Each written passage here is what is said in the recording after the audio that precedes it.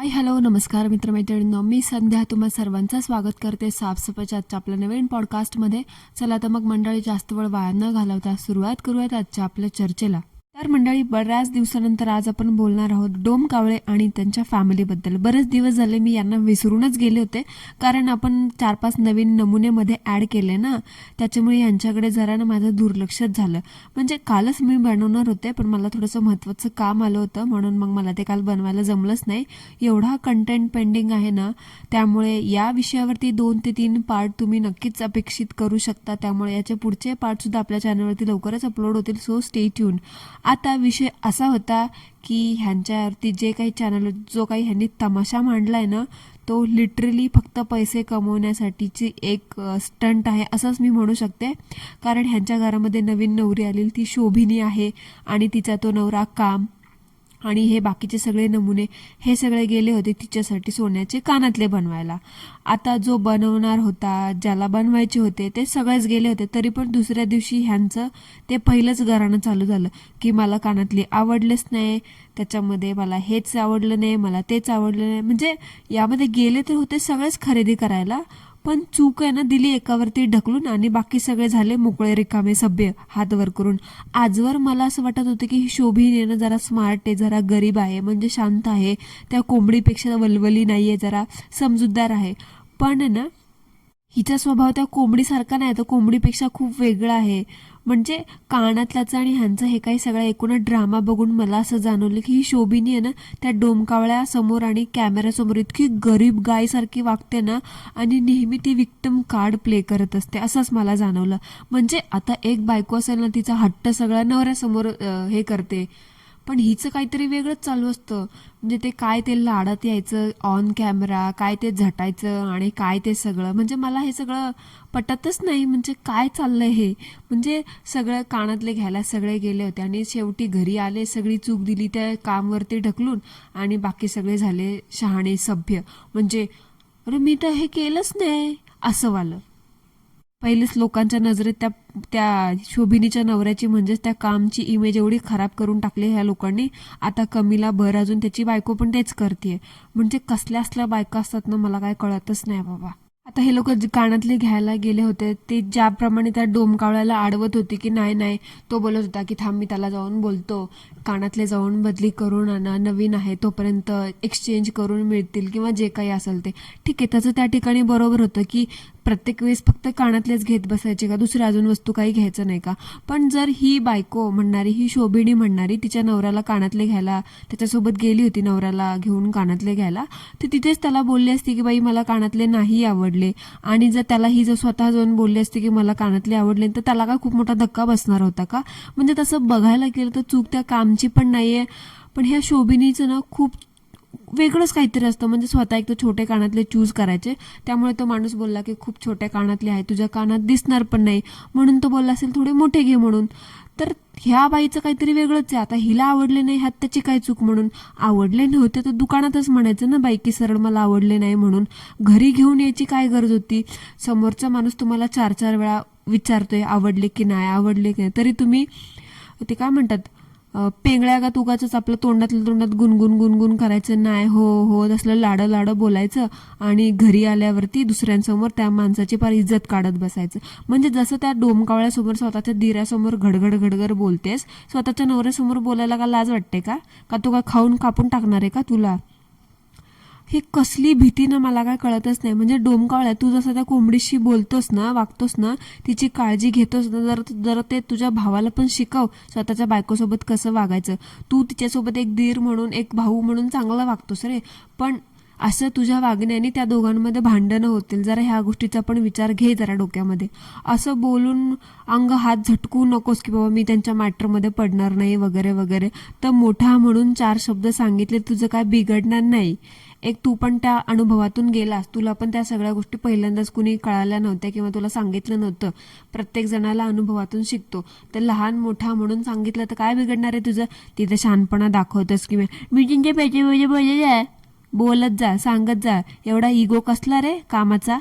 आता मंडळी बोलूयात मेन मुद्द्याकडे, वळूयात मेन मुद्द्याकडे. हा कावळे आणि त्याच्या फॅमिलीला, म्हणजे आता ह्यांचे फॅमिलीचे 2 चॅनल आहेत हे तर तुम्हाला माहितीच आहे. एक चॅनल आहे हे ह्याचं स्वतःचं आणि दुसरं चॅनल आहे त्याच्या भावाचं. आता YT-वरील नवीन ॲडमिशन कसं काय काम करतं हे तर तुम्हाला चांगलंच माहिती असेल, म्हणजे मी काय वेगळं सांगायची गरजच नाही. आता ह्या शोभिनी आणि श्यामचं पण लवकरात लवकर डॉलर्स कमवायचं आणि फॉलोअर्स वाढवायचा चष्का लागलेला ते दिसूनच येत आहे. पण एक फॅमिली व्लॉगर म्हणून ब्लॉगिंगच्या नावावरती ह्या लोकांनी जो तमाशा मांडलाय आणि जी पातळी ओलांडायचं ठरवलंय ना, ते बघून मला तर असं वाटते की हे बहुतेक डिसाईडच करून आले की बाबा लग्नानंतर आहे ना आपल्याला हा कंटेंट असा ठराविक ठेवायचा आहे आणि आपल्याला ह्याला पकडूनच चालायचं आहे. म्हणजे लग्न होऊन अजून 2-4 महिने पण झाले नसतील तोपर्यंत ह्यांचं चाललेलं प्रेग्नन्सीचा कंटेंट. म्हणजे असंच वाटते त्या आपल्या युरोपियन मातोश्रीने बघा कसं भावाचं लग्न स्वतःच्या कंटेंटसाठी काढलं, तसंच ह्या काम कावळ्यांनी पण स्वतःचं लग्न ना कंटेंटसाठीच लावून घेतलं असावं. नाही म्हणजे आता तुम्हीच मला सांगा ना, तुम्ही प्रेग्नेंट असू देत किंवा नसू देत त्या गोष्टीची वाच्यता करणं, बोंबाबोंब करणं, ते पण सोशल मीडियावरती, हे कितपत बरोबर आहे? म्हणजे ह्या लोकांना असं काहीच वाटत नाही की बाबा आपण कुठली गोष्ट करतोय ते बरोबर आहे का नाही. ह्यांच्या घरातले पण ह्या सगळ्या गोष्टी कसं काय ह्यांची हे थेरं खपवून घेतात ना, मला काय कळतच नाही. म्हणजे कुठलीही गोष्ट असू दे, हे लोक ना पब्लिक प्लॅटफॉर्मवरती एवढं आरामात आणि एवढं फ्रीली होऊन शेअर करतात ना, म्हणजे कमाल आहे. ह्यांच्याकडे एवढा कॉन्फिडन्स कुठून येतो ना ह्यांनाच माहिती. आता मंडळी तुम्हाला तर माहितीच असेल, सोशल मीडियावरती एखादा व्लॉग किंवा अजून काही व्हायरल करायचं असेल तर तुम्हाला काय करावं लागतं, आणि ते बरोबर ह्या नवीन जोडीला कळालंय. तेव्हा तर नसलेल्या प्रेग्नन्सीचा एवढा मोठा बाऊ करून ठेवलाय या लोकांनी. म्हणजे आमच्या इथेच नाही, म्हणजे माझ्या माहितीप्रमाणे महाराष्ट्रात सगळीकडेच एखादी महिला जर प्रेग्नेंट असेल तर पहिले 3 महिने ते लोक कोणाला सांगत नाहीत. पण हे लोक बिंडोक नवरा बायको आणि बिंडोक फॅमिली प्रत्येक गोष्टीला, म्हणजे कुठली गोळी खाल्ली नाही, पोटात इथं दुखतंय, पोटात तिथं दुखतंय, असं दुखतंय, ही प्रेग्नन्सी टेस्ट केली त्याच्यावरती रिझल्ट काय आला, किती लाईन झाल्या, हे सगळं हे लोक कंटेंट म्हणून दाखवतात, ते पण फॅमिली व्लॉगिंगच्या नावावरती. हे असलं दाखवताना ह्या लोकांना जरा पण लाज वाटत नाही. म्हणजे कसलीही असली यांच्यावरती कसली कुठलीही मजबुरी आली काय माहिती, जी यांना ह्यांची प्रत्येक शरीराची रेग ना रेग दाखवावी लागते. आता तर खोटी न्यूज स्प्रेड करून पण ह्या लोकांनी पैसे कमवलेत. तर आता तुम्हीच सांगा मला, खरी न्यूज असेल तेव्हा ते हे लोक काय करतील? काय विचार करायचा आणि बोलायचं कामच नाही तेव्हा. तर मला तर काय वाटतं माहिती आहे का, त्या डोमकावळ्याचं बघून सुद्धा हे लोक पण आहे ना आपलं चॅनलची ग्रोथ करण्यासाठी ना, म्हणजे आणि कंटेंटसाठी पंचवार्षिक योजनेचा अवलंब करत असावी. नाही म्हणजे प्रेग्नन्सी टेस्ट पासून ते बाळ ते 5-6 वर्षाचं होईपर्यंत, शाळेत जाईपर्यंत आयता कंटेंट मिळतो ना बायको प्रेग्नेंट असेल तर. म्हणूनच पंचवार्षिक योजना एकदम सिम्पल, 5 वर्षाचा कंटेंट आपला तयार होतो. प्रेग्नन्सी टेस्टपासून ते बाळ बाहेर येईपर्यंत, ते पार बाळ शाळेत जाईपर्यंत शी सू सगळं दाखवायचं आणि पैसे कमवायचं. तुम्हाला काय वाटतं मंडळी याच्याबद्दल? मला कॉमेंटमध्ये मला नक्की सांगा. कारण आत्ताच लग्न झाले आणि ह्यांनी लगेच हे असलं प्रेग्नन्सीचं, आता ठीक आहे मी म्हणत नाही की लग्न झालं म्हणजे कोणी प्रेग्नेंट होऊ शकत नाही, ठीक आहे, बट इतक्यात तुम्ही ह्या सगळ्या गोष्टीची वाच्यता करताय, म्हणजे एक विचार करण्यासारखी गोष्ट आहे की नाही? ॲटलिस्ट आपण बघावं आपलं वय काय आहे. कुठल्याही गोष्टीमध्ये म्हणजे मला काय वाटतं माहिती आहे का, हे खेड्यापाड्याच्या ठिकाणी राहणारी लोक ह्या गोष्टीचा विचार करतच नाहीत. आता मी तुम्हाला आमच्या घरातलं एक उदाहरण सांगते. आमच्या घरात पण असे बरेच नमुने भरलेत. लग्नाला 1 वर्ष झालं नाही तोपर्यंत यांच्या हातात एक बाळ खेळते. अरे त्या मुलीचं वय तरी बघा तुम्ही. लोक वय सुद्धा बघत नाही. त्या मुलीला स्वतःची कुठलीही गोष्ट करता येत नाही आणि तिच्या हातामध्ये एक बाळ देऊन ठेवतात. म्हणजे तिने घरातलं काम करायचं, स्वतःकडे लक्ष द्यायचं का आई म्हणून त्या बाळाची जबाबदारी घ्यायचं. म्हणजे तिला कुठलं स्वतःची अक्कल तर नसते आणि वरतून तिला अशी अपेक्षा केली जाते की तिने प्रत्येक गोष्ट करावी. आणि तसंच काहीच आणि ह्या लोकांच्या बाबतीत चालू आहे. म्हणजे हे लोक जरा सुद्धा विचार करत नाही. जरा एक नवरा बायको म्हणून एकमेकांना समजून घ्यावं, थोडंसं आपण रिस्पॉन्सिबल व्हावं, थोडं शरीराने पण थोडं मोठं व्हावं, थोडं फायनान्शियल सिच्युएशनने सुद्धा मोठं व्हावं. नाही, असल्या काही गोष्टींचा विचार नाही करायचा. ह्यांचं असं असतं, लग्न झालं म्हणजे लगेच प्रेग्नेंट करायचं एकमेकांना आणि झालं आई वडील म्हणून. ह्यांनासाठी ह्यांनी खूप मोठे तीर मारलेत. अरे जरा स्वतः मोठे व्हा, जरा स्वतः मॅच्युअर व्हा आणि नंतर आई वडील व्हायचा विचार करा. आज ना उद्या तेच करायचंय, पण एक प्रत्येक गोष्टीला एक वय असतं, एक लिमिट असते, एक मर्यादा असते. फिरायचं नाही, काही नाही, स्वतःचं एक आयुष्य आहे ते तरी एन्जॉय करा आयुष्यभर. नाही तर हे दुपटी धुनी भांडी हेच करायचंय ना. पण नाही, कंटेंटसाठी पंचवार्षिक योजना हा बेस्ट ऑप्शन आहे म्हणून हे लोक ह्याच गोष्टीचा अवलंब करतात. नाहीतरी आजकाल ट्रेंडच चालू आहे ना, जो तो उठतोय सुटतोय पंचवार्षिक योजनेचाच अवलंब करतोय. नाही, फालतूचा कंटेंट गोळा करायला कुणाला डोकं चालवायचंच नाहीये ना. मला आजवर वाटत होतं की ही शोभिनी तरी जरा मॅच्युअर आहे, म्हणजे ती ज्या पद्धतीने काम वगैरे करायची. सुरुवातीला कॅमेरा शाय होती ती, पण नंतर नंतर तिचं ते वागणं बघून आहे ना, मला तर ते म्हणतात ना, वाण नाही पण गुण लागलं तसंच झालं. त्या कोंबडीचं वारं ना घुसलेलं दिसतं हिच्या अंगामध्ये. नाही म्हणजे हिला अजून पण असंच वाटते की ही लहान आहे म्हणून ते लाडं लाडं बोलणं, ते सगळ्या गोष्टी करणं, ते कॅमेऱ्यासमोर मेले बाबाने थाना थाया असं बोलणं, हे सगळं कितपत म्हणजे कसं काय शोभतं मला कळतच नाही. तू लहानच दिसते शरीरावरतून तुझ्या. आता मी इथे कुणाला बॉडी शेमिंग करत नाहीये मंडळी, नाहीतर येतील काही लोक बोलायला की तू बॉडी शेमिंग करते. जरा मी काय बोलते त्याचा डीपली विचार करा आणि मग कॉमेंट करा. ती एकतर ऑफकोर्स दिसतानाच लहान दिसते आणि त्याच्यामध्ये हे सगळं, तर ऑफकोर्स तिच्यामध्ये ते सगळे लाडं बोलणं वगैरे. कुठेतरी म्हणतो ना, एक मुलगी ती वाली साईड अजून तिची तीच आहे, जबाबदाऱ्याच्या मागे तिची ती बाजूनं कुठेतरी लपल्या गेली आहे. ते नवऱ्याला लाडं बोलणं आणि ते सगळं ना बघून एकंदरीत हे सगळं माझ्या डोक्यात जातं. म्हणजे हे असंच होणार ना, खेळण्याच्या बागडण्याच्या शाळा कॉलेजमध्ये जाण्याच्या वयामध्ये, शिकण्याच्या वयामध्ये लहान मुलांचं तुम्ही लग्न लावून दिलं तर हे असं लाडच बोलणार. आणि तो डोमकावळ्या कोंबडीचं लाडं बोलणं खपवून घेतं, तिचं रडणं, तिचं मुसमुसणं, तिचं सगळं खपवून घेतं. मग कुठेतरी हिला पण वाटणारच ना की तिचा नवरा तिचं खपवून घेतो तर माझा नवरा का खपवून घेणार नाही. पण बाई शोभिनी, माझी एक गोष्ट तुला एक सल्ला म्हणून मला सांगावंच वाटतं. सगळ्यांचं सारखं नसतं, हाताची पाचीही बोटं सारखे नसतात. जरा शहाण्यागत वागायला शिका. तुम्हाला 4 लोक बघतात, 4 नाही, तुम्हाला 8 लाख लोक बघतात आणि तुमच्या स्वतःच्या चॅनलवरची काही 30-40 हजार लोक असतील. जरा मनाची नाही तर निदान जनाची तरी लाज ठेवा. थोडं मॅच्युअरगत वागायला शिका. मॅच्युरिटी तर येणार नाही कारण आपण त्या स्टेजमध्ये नाहीच आहोत, पण ते म्हणतात ना, मॅच्युरिटीचं सोंग तरी आणावं, तसं तरी करा. कुठली गोष्ट कितपर्यंत कुठली गोष्ट सांगावी नाही याचं पण एक भान असतं. पण तुम्ही कंटेंटचे भुकेले लोक कुठलीही गोष्ट सांगायला कमी नाहीत करणार आणि तेच झालं. आता बोलत मंडळी महत्त्वाच्या मुद्द्यावरती. त्या शोभिनीच्या पोटात दुखलं तेव्हा तिचा दवाखाना करायचं सोडून तिच्या घरच्या सासरच्यांनी शहाण्यांनी तिच्या सासूने तिला दिलं पाठवून माहेरी. का हो काकू, तुम्हाला दवाखान्याचा खर्च काय झेपत नव्हता का? नाही म्हणजे सुनांकडून तुम्ही लोक पार मरेपर्यंत कामं करून घेता. तुम्हीच नाही, सासू लोकांची जी जात आहे ना, ती सगळ्याच सासू अशा असतात.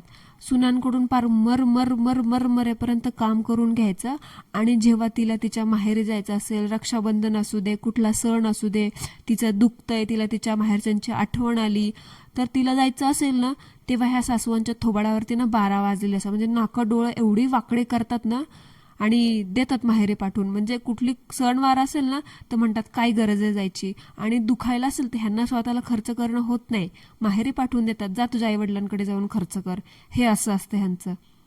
काम करायलाच ह्यांना फक्त सून पाहिजे असती, बाकी तिच्यावरती खर्च करायला नको, तिची कुठली काळजी घ्यायला नको. हे असं स्वतःचा नवरा पार मुठीत ठेवायचा, पण स्वतःच्या मुलाने सुनेचं एखादा शब्द जरी ऐकला तर त्याला म्हणायचं बायकोचं बैल आहे तर का? हे कितपत बरोबर आहे? स्वतःचं पार वय वर्ष आता 55 संपलं असेल, सासू लोकांचं 55 संपलं असलं तरी सुद्धा हे लोक स्वतःच्या माहेरच्यांशी ह्यांचं नातं अजून पण एवढं घट्ट असतं, एवढं गंभीर असतं. पण ह्यांची अपेक्षा अशी असती की सुनेने माहेरच्यांपासून लांब राहावं. का? तुमचा स्वतःचा माहेरचा लळा तुटला नाही तर तुम्ही अशी अपेक्षा करता की सुनेने माहेरच्यांसोबत सगळे संबंध तोडावे. हे कुठून शिकून येतात हे सासू लोकांना मला कळतच नाही.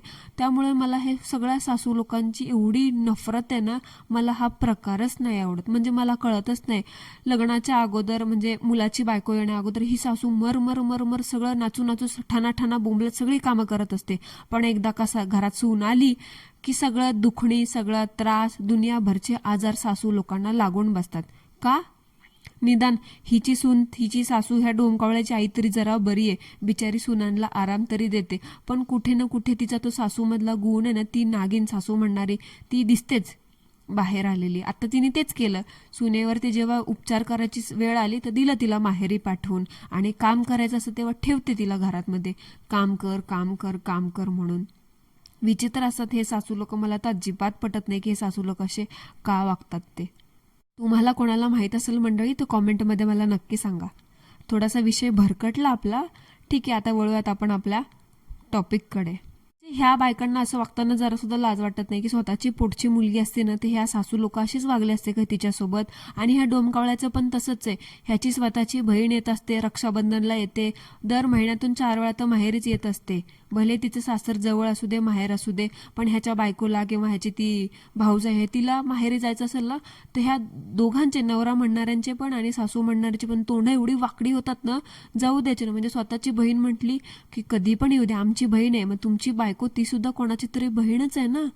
मला हे कळतच नाही, हे लोक स्वतःच्या बाबतीत असं का वेगळं वागतात. स्वतःच्या बाबतीत वेगळं आणि दुसऱ्यांच्या मुलींच्या बाबतीत वेगळं. आणि वरतून म्हणतात की आम्ही फॅमिली व्लॉगिंग करतो. कठीण आहे, कठीण. फॅमिली व्लॉगिंगच्या ह्याच्यामध्ये तुम्ही कुठेतरी डोमेस्टिक व्हायलन्सला प्रवोक करताय. अरे डोमकावळ्या, स्वतःच बोलतोस ना मी घरातच असतो, मी घरातच असतो. तर घरात असतो, तुला माहित नाही का की घरामध्ये काय चाललंय ते. तुझा तो भाऊ स्वतःच्या चॅनलवरती काय अपलोड करतोय ते. खोटारड्या, किती खोटं बोलतोस रे. हां, तुम्ही व्लॉगर लोकांना कसं काय एवढं खोटं बोलू शकता आणि ते खोटं बोलून ते लक्षात ठेवता, ते पचवता कसं ना, मला कळतच नाही. मूर्ख लोक तुम्ही सगळे एकत्र राहता, मग हे सगळं कॅमेरामध्ये व्लॉगमध्ये एकमेकांना रिप्लाय द्यायचं काय नवीनच आहे हे. तुम्ही गोष्ट नोटीस केली का. आता बघा, हे प्रेग्नन्सी टेस्ट वगैरे हे सगळं नाटक बिटक, पोटात दुखणं वगैरे हे सगळं चालू झालं होतं. तर पूर्ण ह्याच्यामध्ये सगळं शेअर केलं ह्या डोमकावळ्याने पण केलं आणि त्याच्या भावाने पण केलं एकमेकांच्या चॅनलवरती. पण इथं कुठं सुद्धा ह्या डोमकावळ्याने एक मोठा भाऊ म्हणून सल्ला दिला नाही. सांगतो तर खरं मी घरातच असतो, आम्ही सगळे एकत्र राहतो. तर मग आता समोर बोल ना त्याला, जे काही तुला सल्ला द्यायचा आहे तो समोरासमोर बोलून दे. म्हणजे हे व्लॉगर लोकांचं असं असतं, एकमेकांना कुठला सल्ला द्यायचा असेल, कुठली गोष्ट बोलायची असेल ना, ते हे लोक एकमेकांना व्लॉगमधून रिप्लाय देतात. उद्या बायकोला जर ह्याला म्हणायचं असेल ना, बाई मला जेवायला वाढ, तर हा व्लॉगमधून तिला सांगेल, ए बाई मला जेवायला वाढ, मी बसलो इथं. हे लोक असं करायला सुद्धा कमी करणार नाहीत. अरे लोक, तुला बोल म्हटले ना, याचा अर्थ असा नाही की तू व्लॉगमध्ये त्याला बोलावं. बोल म्हणजे समोरासमोर त्याला बोल. एक भाऊ म्हणून बोल, एक मोठा भाऊ म्हणून बोल, एक एक्सपिरियन्स माणूस म्हणून बोल ना. गोळ्या खाऊन दुनियाभराची औषधं घेऊन तुम्ही प्रेग्नन्सी टेस्ट करता, ही मात्र गोष्ट तू बरोबर बोललास की हे दुनियाभरची गोळ्या खाऊन औषधं खाऊन प्रेग्नन्सी टेस्ट कोण करतं. कसले लोक, तुझी आई तर एवढे एक्सपिरियन्स, आता एवढं सगळं अनुभव आला असेल तिला, त्यांना पण कसं नाही कळालं नाही ह्या सगळ्या गोष्टीचं. तुमच्या घरातनं लोक एकापेक्षा एक वरचढ नमुने भरलेत, नमुने. आता चला ठीक आहे, ती टेस्ट निगेटिव्ह आली, ठीक आहे. आता मला सांगा, ते शोभिनीचा काय इलाज करायचा, काय नाही इलाज करायचा, ह्याच्यावरती ते तिच्या डॉक्टरांना कळेल की बाबा. पण काय रे, तू बोलतोस असा का की प्रेग्नन्सी टेस्ट निगेटिव्ह आली तेच बरं आहे आणि निगेटिव्हच यायला पाहिजे होती अजून 2 वर्ष तरी. का? कारण तुझी बायको प्रेग्नेंट आहे म्हणून. कसला नीच माणूस आहे. तुला बोलताना तुझी जिभेला काय हाड बीड, हां जरा तुझी जीभ झजली काय म्हणतात तसं नाही झालं का. स्वतःची बायको प्रेग्नेंट आहे म्हणून तू तुझ्या भाऊजीला म्हणतोस की अजून 2 वर्ष तरी काय तू चान्स घेऊ नकोस. म्हणजे तुला काय म्हणायचंय काय. तुझ्या बायको मुलांचं धुणी भांडी हागणं मुतणं करण्यासाठी तुझ्या भाऊजींनी प्रेग्नेंटच होऊ नये का. हां, जरा विचार करून बोलत जा रे, जरा विचार करून बोलत जा. दुनिया बघते सगळं. हे काय स्वतःच्या बाबतीत वेगळे रूल, दुसऱ्यांच्या बाबतीत वेगळे रूल. तू काय केलंस रे, तिला सांगतोस 2 वर्ष थांबायला. तू किती वर्ष थांबला होतास. स्वतः तर लावला होता 1 वर्षाच्या आतमध्ये नंबर आणि तिला निघाला सांगायला 2 वर्ष थांब म्हणून. त्यांचं ते बघतील. तुला जे सल्ला द्यायला सांगितला होता ना लोकांनी, तुझ्या ऑडियन्सनी, अंधभक्तांनी तुझ्या, ते दे. नको ते सल्ले देत बसू नकोस. 2 वर्ष थांबायचं का 4 वर्ष सांगायचं. लग्न लावून देताना बोलला नाहीस 2 वर्ष थांबा, तुमचं वय अजून वाढलं नाही, थोडं मेच्युअर व्हा, थोडं वय वाढू द्या तुमचं, मग करा लग्न. तेव्हा त्याला उतावळा बावळा होऊन नाचत होतास. मग आता कशाला म्हणतोयस. तुला घ्यायची का त्यांची जबाबदारी. असंही बोलत नाहीस ना त्यांच्या मॅटरमध्ये, तर मग हे सुद्धा बोलायचं तुला काय काम नाही. जे बोलायला सांगितलं ते नाही बोलत, नको तिथं चाललंय अक्कल पाजळायला. खरंच तू एक एक एक शब्द चांगला बोललास ना, म्हणजे ते म्हणतात ना 1% चांगला बोलतोस, 99% तू माती खातोस. शेवटी family vlogger, so called daily vloggers, तू माती खाणं ते हे तर तुमच्या ह्याच्यातच आहे. खोटं बोला आणि वरतून सारवासारवी करा. असो मंडळी, विचित्र फॅमिलीचं विचित्र कंटेंट, पैसा कमवण्यासाठी लोक कुठल्याही थराला जातात. आता प्रेग्नन्सीचंच असं एवढं मोठं भांडवल करून ठेवलंय, जी प्रेग्नन्सी ॲक्च्युअलमध्ये होतीच नव्हती. आणि जेव्हा खरंच प्रेग्नन्सी राहील ना, तेव्हा तर हे लोक काय करतील आणि किती कंटेंट छापतील नाही ह्यांनाच कळणार नाही. ते असं होईल, आता काय करू मी, किती किती किती कंटेंट आला माझ्याकडे. वेडाचा बाजार भरलाय नुसता, मूर्ख लोक. सो मंडळी, that's it for today. I hope तुम्हाला आजचं आपलं पॉडकास्ट आवडलं असेल तर कॉमेंटमध्ये मला नक्की सांगा. नसेल आवडलं तरी सुद्धा कॉमेंटमध्ये मला नक्की सांगा. भेटूया लवकरच एका नवीन नमुन्यासोबत, एका नवीन चर्चेसोबत. तोपर्यंत ॲज ऑलवेज सर्वांनी काय करायचं ते करा. Thank you so much. धन्यवाद.